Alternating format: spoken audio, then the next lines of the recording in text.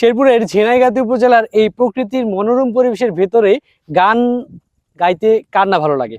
আর আজ আমরা আমাদের পুরো টিম নিয়ে চলে এসেছি শেরপুর জেলার ঝিনাইগাতি উপজেলার গজনী অবকাশের এই আগর বাগানে।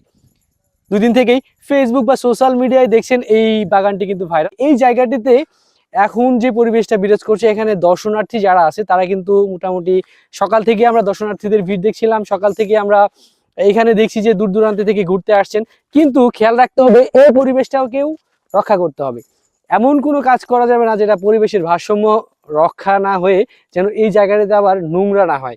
আমরা আমাদের মতো করে জায়গাটা থেকে উপভোগ করব, আমরা আমাদের মতো করে জায়গাটিকে দেখব, এবং কি আমরা আমাদের মতো করে জায়গাটিকে যেন সংস্কার মানে সংরক্ষণ, যেটাকে বলি, সংরক্ষণ করতে পারি। এখানে যত্ন ময়লা না ফেলি, পরিবেশের ভারসাম্য রক্ষা না হয় এমন কোনো কাজ না করি।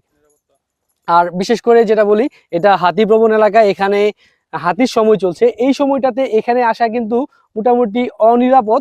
এই জায়গাটিতে সামনে যেটা আপনারা হয়তো বা ড্রোন ফুটেজে দেখছেন, সামনের অঞ্চলটা, এইখানকার যে আসবেন সেই রাস্তাটা কিন্তু অলওয়েজ হাতি থাকে, বা এই জায়গাটাতে হাতির অভয়ারণ্য। আমরা এটাও যেন না করি একটা টুরিস্ট প্লেস তৈরি করে, যেটা হাতির যেন অভয়ারণ্যটা যেন আবার ধ্বংস না করি। এই বিষয়টা নিয়ে আমি একটু কথা বলতে চাই।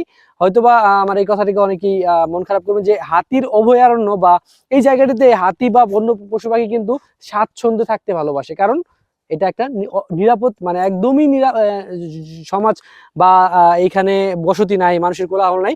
এইখানকার কিন্তু মানুষরা কিন্তু এই জায়গাটাতে কম আসে, তাই এখানে বন্য পশু পাখি তারা নিরাপদ মনে করে। আর এই জায়গাটিতে ভাইরাল হলে তাহলে কিন্তু এই জায়গাটি তারা আর নিরাপদ মনে করবে না, তাহলে সেই লোকালয়ে আবার পৌঁছে যাবে। তাই এই হাতির জন্য নিরাপদ জায়গাটি যেন আমরা নষ্ট না করি, তাদের থাকার জায়গাতে আমরা যেন এসে বিরক্ত না করি। এতে পরিবেশ বা পরিবেশে থাকা যে প্রাণী আছে তারা কিন্তু বিলুপ্তির পথে যাচ্ছে।